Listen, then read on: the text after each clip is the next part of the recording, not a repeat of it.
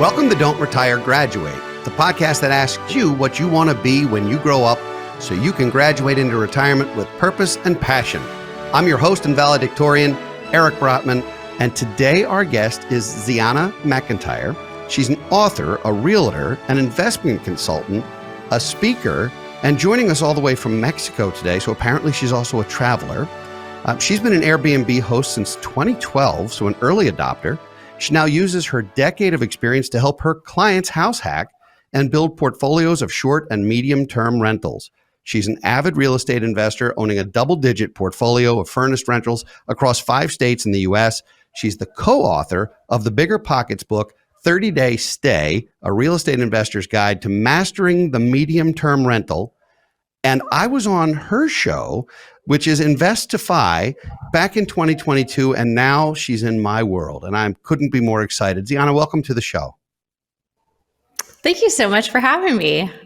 And I'm so glad that you're coming to us from Mexico, because it makes me feel like I've done something wrong in my life that I'm currently in Maryland and you're in Mexico. So apparently you're doing something right. I'm ready to learn from you, and I know our audience will too. I guess start with some of your background, because you do wear a lot of hats. You've done an awful lot of things in your young career. Tell me sort of where that started and a little bit about yourself, and we'll start there.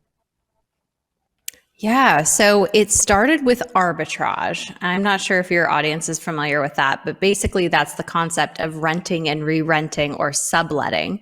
So when I first heard about Airbnb, I was in $50,000 of student loan debt. I was working for minimum wage. I just didn't really have any money to get started with a venture like renting out homes or buying homes. So I thought it would just be a little side hustle. And a friend of mine told me about Airbnb, and he had a lot of success with it. He got laid off from his job in New York City, and he had this really expensive apartment, and he just needed to take some time off and travel. So he heard about Airbnb, he gave it a try, and then he extended his trip again and again and ended up being out of the country for a year. And at the end of that year, he had made $50,000 on his apartment that he didn't own. And so at that point, I was like, wow, okay, I'm listening. I need to go try this thing. And luckily around the same time, I had a roommate leave, and I was renting a 2-bedroom apartment, and I had furnished it with all my own furniture. And so it was really easy for me to just plug that in on Airbnb and see if anybody would bite. And it worked. And I thought, again, that it would just be a little side hustle, but here we are, 11 years later, and I'm still doing it. And that one apartment turned into more apartments, and then buying places, and then going out of state and managing for a bunch of people. So it's really evolved over the years. So this is truly a success story, and a story of bootstrapping. It's a story of being not so much at zero, but in a hole, and then finding something that's repeatable. And now you're teaching people how to do this. So you've written a book on the subject, and you're teaching people how to do this. And you're also, I think, doing some of it for them, right? You're allowing people who want this concept but don't want to do the blocking and tackling, so to speak, to work with you as well. Is that true? Yeah, so I became a realtor so I could help people during their process. It wasn't enough for me to just have my own deals. Now I want to be involved in more and more deals. So that's the way I get to do that. And it's just so fun to be on people's journeys with them, and then also just to set them up correctly so that they've got a really good foundation to get started from. So when we rewrite your bio for the show notes, we'll say author, realtor, investment consultant, speaker, and real estate mogul. Some form of tycoon. I don't know. I mean, that depends on the day. Well, Bigger Pockets, first of all, Bigger Pockets has been very, very good to us. I mean, I was a guest on their show years ago, and I've gotten to know the folks, and it's just a phenomenal show. And it's a really good place to learn about real estate. Our show is not dedicated specifically to real estate, but certainly it's one of the ways that people create financial independence, financial freedom. And so you've now been doing this for 11 years. I'm sure you have plenty of wonderful success stories, but I also bet you have a couple of oops stories, a couple of things that happened where it went a little bit wrong. Can you, without divulging too many details or outing anyone, can you share some of the things that sometimes go wrong when you do this strategy? Well, I'll give you my most recent one because this one still hurts a little bit. I bought a property in Atlanta, and I've owned properties in some gentrifying neighborhoods like St. Louis, if people are familiar, is very street to street. And I never had an issue ever. And I had heard so much over the years of break-ins and people being robbed and all kinds of stuff, but I never put up cameras. I never had any problems. So this place in Atlanta, we had it started like the end of January, and by mid-March, we had a break-in, and these people had the gall to go in the middle of the day with a U-Haul. They broke in through a back window that just so happened to be unlocked. You know, sometimes guests leave windows unlocked, and that's not caught. They climbed in through the window. They proceeded to move out 70% of the furniture out the front door in the middle of the day between 1 and 5. And then when our guest arrived that evening, they, arrived to a ransacked house, and we had to get the police there and then now refurnish the home. So we're almost back up and running. It took us about 3 weeks to get it going again. But I learned a lot about cameras. So now all my properties are getting cameras. So things do go wrong occasionally. Yes. Now, what about in terms of security? What about security systems where you know when a window is still open or you know when a door is unlocked or any of that? I mean, is that too sophisticated? I mean, I know it exists, but is that something that would just be too expensive to deploy, you think? It sounds like overkill. That's kind of why I never did cameras, but I think there is definitely value to a front and back cam. So that can be on like a doorbell or a motion light, something like that. At least we would have seen them coming and sort of snooping around. That would have helped. Yeah. Well, it sounds like you've had a horror story and it took you all of 3 weeks to get over. So that's a win in and of itself. That would not have been possible, I presume, had this been your first property. It would have been much more disastrous. Is that a fair statement, that now you have the bandwidth to handle a couple of run-ins with unfortunate circumstances? Probably. I've always been someone who springs into action and fixes things right away. There's not enough time to just kind of cry over spilled milk. It's like, okay, well, what do we do about it? So luckily we had just furnished the home and we had a list of everything, so we could pretty easily reorder and make another list for the insurance adjuster and all that kind of stuff. So we had all the receipts. I think it'll be fairly easy, but it's a lot of stress and a lot of time that you don't get back, right? Sure. So you've been involved in the FIRE movement for a long time. And as a guest on your show, you asked me how long it had been since I had learned about FIRE. And I had told you it had been about 6 years, and you were dumbfounded that it took me that long to even hear about this, much less know how people are utilizing it for their own lives. When did you discover that there was a way to reach financial independence potentially at a younger age and not to punch a clock for somebody else forever? Yeah, 2011. So it was about the same time that I was hearing about Airbnb. So I now realize that probably wasn't a coincidence, but I didn't put them together at the time. And that came from an early desire to figure out money. My parents were struggling a lot through my life. They didn't understand how to save, invest. And around the time I was about to go to college, my mom started getting interested in it. And so she was watching the Susie Orman show and reading some of her books and got me kind of into that. But I quickly realized that Susie's path is very slow. And I think that's just the traditional path that you see. But saving 10% of your income is not going to really work. I mean, it might work if you want to retire at 65 or 70, but a lot of us are trying to do it a little bit sooner. So after some tinkering around on the internet, this was the time of blogs. I feel like people don't blog anymore.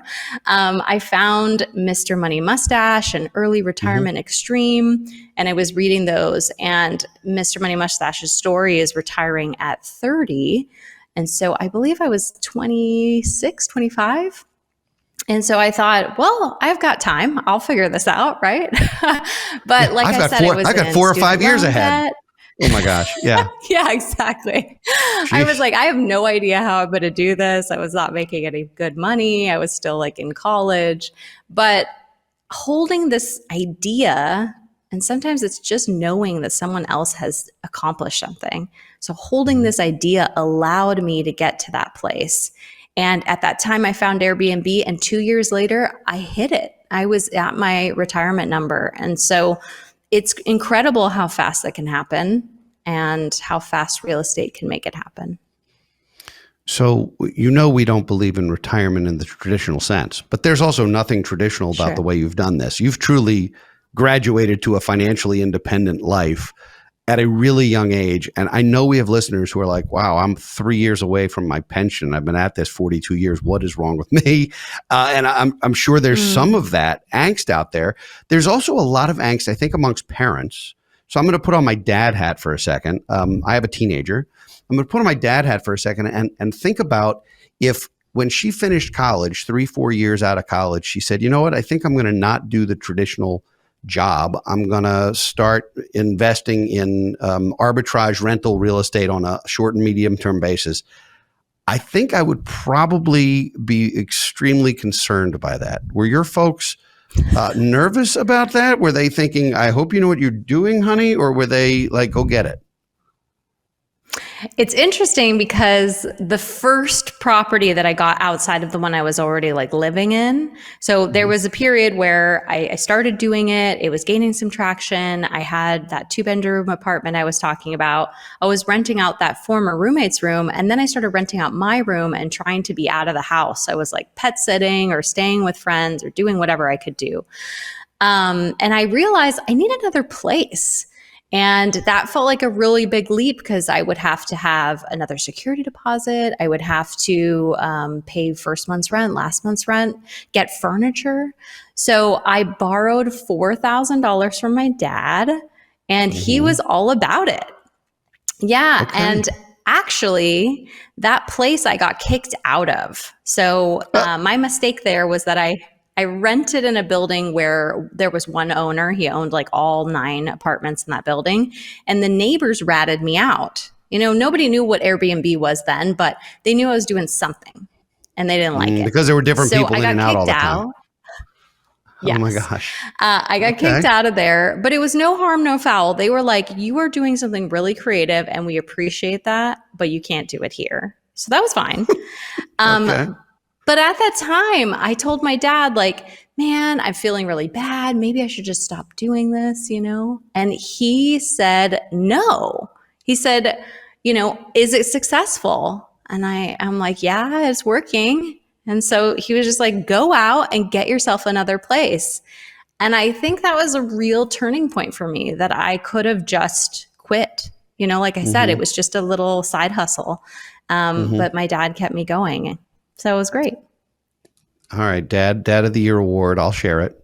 In terms of in terms of doing these kinds of things. Well, first of all, what did you study in school? I studied merchandise marketing. I went to a fashion school. And then, then I pivoted. Yeah, I realized I couldn't live in a cubicle, and that wasn't going to be my work. And tell people that they weren't good enough unless they could own the finest fashion brands, right? Like I didn't want that life. So then I pivoted to being a massage therapist, which was really random, but that was what I was doing at the time that I started Airbnb. Really? So you went from being so you went to college for fashion and merchandising and marketing, then decided to be a massage therapist, and then discovered, because you were without a roommate and needed to solve a problem, that you could rent the second room out for short-term visitors. And here you are now, I presume, not doing massage therapy anymore. No, I'm not. That was a long time ago. Those days are done. Okay. All right. Now, how did you get involved with Bigger Pockets and with co-authoring a book? Because that's exciting. First of all, you linked up with some phenomenal folks, and secondly, as someone who's done it, writing a book is a heavy lift. It's an enormous undertaking. So, how did that come to be? Yeah. So I was first on Bigger Pockets in 2017. So that was a while ago. But I think my easy entry into that was that I lived in Boulder, Colorado, and Bigger Pockets is in Denver, Colorado. And Mindy, who is Hmm. one of the podcast hosts at Bigger Pockets, she's really big in the FIRE movement because her husband is a FI blogger. And so there was a really nice FI community in Longmont that was pretty close to me. And that's where Mr. Money Mustache lives. And just a bunch of people have kind of congregated there. So I knew them. And so Okay. I kind of just bothered Mindy until Hmm. she got me connected with the show. And, back in 2017, it was still a big show, but it was a little more Hmm. accessible. And once you're in that family with Bigger Pockets, I feel like you're just kind of there, right? You keep kind Well, of yeah, and networking with that and everything. Yeah, Yeah, Mindy's been great. I mean, I got to know her as a guest on that show also, and it was amazing how many people reached out to us as a result of that guest appearance. I started this sure. show now. Yeah. We're in our fifth year of Don't Retire, Graduate, and it feels a little like what you were talking about with Susie's path to building at 10%. Like it takes a long time to grow a show. Yeah, At least it has for us, sure. to grow a show to critical mass. Where now we have people contacting us to be guests, which is very, very cool. Because when you first start, I got to confess, I didn't really know what I was doing, and so when I listened to the first episode again, I think, oh my goodness, this is something that I do every week. That at that time it was just this idea. So I totally get that. Now the book, is there more writing on the horizon for you? Do you love to write? Was this something you wanted to do, or something that you're happy is out there but never want to do again? I feel mixed about it. I loved Hmm. it. It was a great experience, but I think what people don't tell you about writing is that it's such a personal growth experience. So there's Hmm. days where everything's flowing and you can't get it down fast enough. And then there's Hmm. days where all your demons are out, right? And it's saying, Mm. okay, well, am I good enough? Am I an imposter? Have I done Ah, enough? Is anybody actually going to read this besides my two friends? So it's a lot of work in those times to slug through it and say, it doesn't matter. I'm going to do this because if it helps even one person, then it's worth it. so now you have multiple sources of passive income. The most beautiful two words ever. I joke with folks that back in the day, my two favorite words were free and beer, which I still don't hate, but now it's passive and income because it just feels like this is a good Yes. thing. And so you've found a number of different ways. Now what kind of speaking are you doing? Are you on a circuit at all? Are you doing mostly remote? Are you, what's keeping you plugged in and keeping your wick lit, so to speak? Yeah, I've been doing a ton of conference speaking, but I'm not sure that that's going to continue. I think there's a lot of opportunities that come from a book, and I'm just trying to figure out which directions I want to go into. Virtual is great, but the little known thing about speaking engagements is unless you're doing a certain type, like speaking at universities and stuff, you're not necessarily getting paid for it. And so it Hmm. is a lot of time traveling, going to different conferences, paying for a hotel. So it's not always worth my time, I think. So I'm just trying to figure out how to streamline. So I'm doing a lot more virtual, like Now, today. how about the podcasting? Are you still putting out content on Investify? I'm not. I left that as well. They got a replacement co-host. It was a great time. I loved all the people that I met through it. That's like the best Hmm. part. And I was learning so Hmm. much. Hmm. But again, my biggest value is freedom. And I need to walk the talk. And when I find myself working too much or being stressed Hmm. or anything like that, it feels like I'm not living that true FI path. And one of the things I don't like is having something every single week at the same time on my calendar. Because what if I want Okay. to go on a trip that day or go surfing or something? So, yeah, that's just one of my quirks. Okay. Well, I don't know that that's as much a quirk as as really being self-aware, because one of the most Hmm. important words in the English language is absolutely no. It's no. I mean, Yeah. you're getting opportunities thrown at you on a regular basis, and if you said yes to all of them, you might not be in a cubicle, but you'd feel like you were on a treadmill. There's definitely something Absolutely. to that we all have to deal with, figuring out how do we say no, whether it's to a customer or client, whether it's to a project, whether it's to a nonprofit engagement, whether it's to co-hosting a show. And by the way, when I was on your show, Craig was your co-host at the time, and he didn't even show up for our episode. So to heck with him, to heck with that show. I'm sorry I brought it up. No one should go to that show. I'm only kidding. Well, look, there's no free lunch here. You beat on me pretty good that day, and you did it all by yourself. That's not right. So I want to come back to the realtor piece of your business, because you've written the book, you do some speaking, you're doing some other things, but in what markets are you still involved as a realtor? Because that can be not only time consuming, but soul sucking in some various ways. Like how do you manage that? Because that's stressful. I'm so glad you said that, because I think that people, it's the social media kind of like sheen, people are like, oh, I'm a realtor and I have access to making so much money and everything's so great, but it can be a really soul sucking job. So I'm glad that you said that, just so people know. Yeah. But I think one of my, magic tools is that I have the ability to figure out a way to make any kind of thing work for me in the way that I want to do it. And so I knew very quickly that I couldn't be a realtor if it meant that I couldn't travel still. And I think a lot of times people think, oh, well, I have to be in town. I have to show people places. It's not going to work if I'm out of town. So I figured out ways to leverage having a team or other people that I partner with. And so now at this point, a few years in, I do a lot of referrals. That's what's really worked out well for me. So even though I'm licensed in Colorado, all of my deals are with another agent. So I'm more of like an advisor, and I just split the commission that way. And then I can help people invest anywhere in the US. And sometimes I help with projects abroad. So actually the house that I'm in right now in Mexico, my friend was the developer, and I was able to sell it to some clients of mine in Colorado.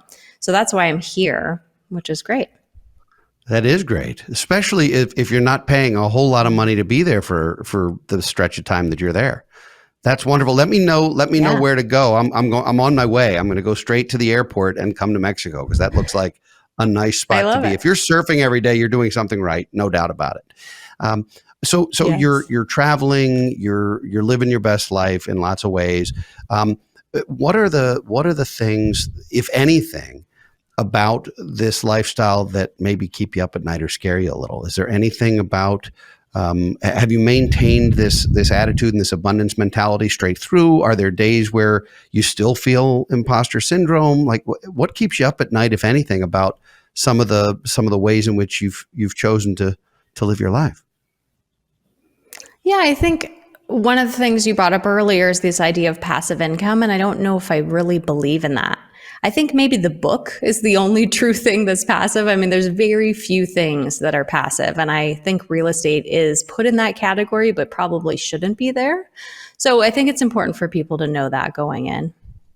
Yeah, there's no free lunch, right? You still have to work, even if the work is a little different. So you're working with teams, and they're the ones showing the houses, but you still have to find the prospective buyers or sellers or everything else. So it's not like you're idle.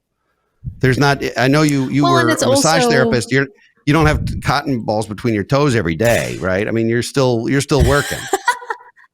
I want to make sure. And I think it's also, renting properties in just that sense, like owning properties. I think people think even if it's a long-term rental that you do nothing, even if you have a manager that you do nothing. And it's not entirely true, because your manager may not find a tenant fast enough, and then you're sitting with vacancy, or they may not be maintaining the property very well, and then you find out that you have to replace a bunch of stuff, or you have a tenant that wasn't screened properly and then they did a lot of damage, and so you actually lost all the cash flow for the entire year. So I mean, there's a lot of things that come up with owning homes, and I love homes, and so that's a vehicle that works well for me, but I don't know if that will always be true. So I just think it's important for people to know the realities of it. I'm really glad you said that. And the same way you're glad I mentioned the soul-sucking nature of the realtor business, I'm glad you mentioned that this is not a panacea. we have, I can't tell you how many clients over the years or listeners or what have you have said, oh, what we want to do is we want to buy a house and rent it out. And that's going to be our plan. And it's having one property is not being in the real estate business. It's having one property. I think you really have to do this as, if not a career, more than just a side hustle in order to do it well. I mean, don't you think there's a critical mass where you need a dozen or 24 properties in order to make this so that A, you can survive the nightmare tenants, and B, you can make enough of a living that you don't have to still be punching a clock? Yeah, I think diversification helps, right? Because then when one house isn't rented, you've got a few others. But that can be a lot of different things. Like another thing that feels more true passive income is investing in syndications, which is something I'm kind of moving towards. But I am so grateful that I had the time in real estate, because even if it's not the cash flow every month that actually makes money, homes do appreciate. And so they can be a really cool bank account that you can leverage later into other things. So that is something that is true that people should be aware of. Yeah. I'm going to ask you a loaded question, and you're free to not answer it if you want, but it's sort of a loaded question. And that is, when you do buy properties, are you owning them all in their own LLCs? Are you, what are you doing to protect yourself from the liability of a tenant when you have those kinds of things? Or do you have one real estate entity? Do you have 30 real estate entities that are all unique and file their own tax returns? How do you run the business side of the business? Yeah, so I think I'm doing it in a very simple way right now, and that might change this year because I've got finally a really good CPA who wants to dial it in a little bit better. But the way we've been doing it is just owning it in our names and then having an umbrella policy that covers everything above what your homeowner's policy covers. So that's worked well. I've never had a claim for liability, but it's just good to have something in place. Yeah, totally. I'm knocking wood right now. Yeah, knock on something. Okay, well, because if you have a good CPA and you have a good lawyer, making sure that you are in fact limiting your liability is an important piece of that pie generally. So, and then there's, are you a mom? Do you have children? I don't, and I'm not intending to. So that simplifies things a little bit. Well, so because the question then is, how do you leave behind a real estate empire? Potentially, if you have children, sometimes one of them wants to run it and one of them wants nothing to do with it. Now, if you don't have children, are you looking at this as a philanthropic opportunity? Are there other things you're doing to carry a business on in your absence? Like, have you thought about your legacy? I know you're young, but have you thought about what legacy might look like if you're leaving this behind? It's interesting. I don't really believe in that, because I think if you hand something over to someone, it can actually take away from their desire to build something themselves or the ability to do so. And I think that's what the journey is about, right? I think it's more interesting. It's really cool to have something to start with. If you want to help someone with a down payment to get their foot in the door, that's awesome. But I don't know if I would want to just give someone a few million that they could live off on the beach their whole life. I think that would be a path to depression. Yeah. I totally get that. We call that the Billy Madison syndrome, in deference to the Adam Sandler movie about being left that kind of money where you literally do nothing. So what is the plan? If you don't mind divulging it, are you looking at leaving something to causes that are important to you? Are there, because there's no obvious next step. There's no obvious succession plan. Is this a business you could sell if you wanted to, so you had liquidity at some point, or what does that look like? So funny. I've actually not thought of this. So it's great for you to bring that up. I think it's always just been this journey of making sure I have enough for me, which sounds very selfish. I think the good thing about having children is that it forces people to think about more than just themselves. But yeah, when my nephews were born, I bought them a quad. And that was supposed to be for their college. Now, I don't know if they're going to go to college if they don't want to. I'm not going to force anybody. But I figured that if I put in this down payment for a quadplex, that money every month my sister could use towards their schooling. And then once, 20 years later, when they're going to go to college, we could just sell that quadplex and they could use it for college tuition. So that's sort of the plan. That was the thing I did for helping them. But yeah, I think right now it's just having enough to enjoy my days and maybe retire my husband who is working in tech. So it's really simple. That is all really good stuff. And it sounds like now you have a CPA. I hope you will find one or more legal advisors to help with some of those things to go with your insurance stuff. And then it sounds like you could use a really good financial advisor. So we'll talk later. Let me get to the last two questions of the day, because unfortunately we're almost out of time. Sure. This is, we've sort of talked about this a little bit already, but have you thought about what you want to be when you grow up? It's a really interesting question because I feel like that evolves a lot. I think right now I want to be a really good surfer. I think that's just what I want to be. Okay. And how are the waves in Mexico right now? They've been really good. And I noticed that I have a lot of fear. This is interesting because I think a lot of people think, oh, she must be so brave because she just goes out and buys all these properties and tries all these new things and takes a lot of risk. But actually, I live with a lot of fear. And that comes up in real estate investing, but also in surfing and snowboarding and anything that I'm doing. And I think the thing that works well is that even with the fear, I go and do the thing. Okay. And that has helped me through my life. That's courage, and that's a beautiful thing. All right, we need an extra credit assignment. We need an extra credit assignment, and it can no longer be face your fear. You've already gone there, and I'm with you. But we need an extra credit assignment, someplace that folks can, if they're interested in doing some of the things you're doing, that they can learn them, or just that one takeaway from spending a half an hour with us today. Yeah. I mean, this sounds simple, but I think actually reaching out to me on Instagram and telling me what is that one thing that will be the thing that you want to do when you have this retirement. Because I think the problem is people think, oh, all I want to do is get to this amount of money or to be able to do nothing on the beach. But nothing on the beach is actually going to get boring really fast. So after that, you're going to be responsible for creating your own happiness. And what does happiness look like to you?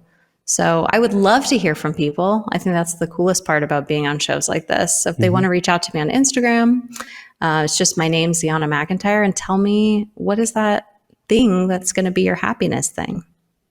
Great extra credit assignment. And I'm in total agreement with you. As much as I love to lay on the beach, I can't do it for more than a few days. I mean, I get bored instantly. And I think not having a purpose and a reason to get out of bed every morning will eventually keep you in bed later and later. And that's not the way I want to spend the last half of my life for sure. So this has been awesome. Where can folks, you mentioned Instagram, where can folks check out get your book or check out any of the resources that you have? Or is Instagram just the number one spot? We'll make sure it's in the show notes. Yeah, Bigger Pockets is the best place to get the book. So biggerpockets.com/30daystay. And I have a website, zeonamcintyre.com. So that's where all the latest and greatest are. Yeah. Perfect. This has been phenomenal. I thank you for joining us. I hope I didn't go too hard on you. I tried to make it even-handed because you were a very tough host. You were a very tough host. I really had to work that day. This has been fun. Thank you. Oh, thank you. Thanks to all of you for listening and watching today. We'd love to hear from you. So please send us a message or leave us comments at don'tretiregraduate.com or on social media. If you enjoy the show, please don't keep it a secret. Share it with friends and family so they can join you on your journey to financial independence. Please leave us ratings and reviews on your favorite podcast platform. They are priceless to us. We'll be back next week with another installment of Office Hours and in 2 weeks with another engaging guest. For now, this is your host, Eric Brotman, reminding you, don't retire, graduate.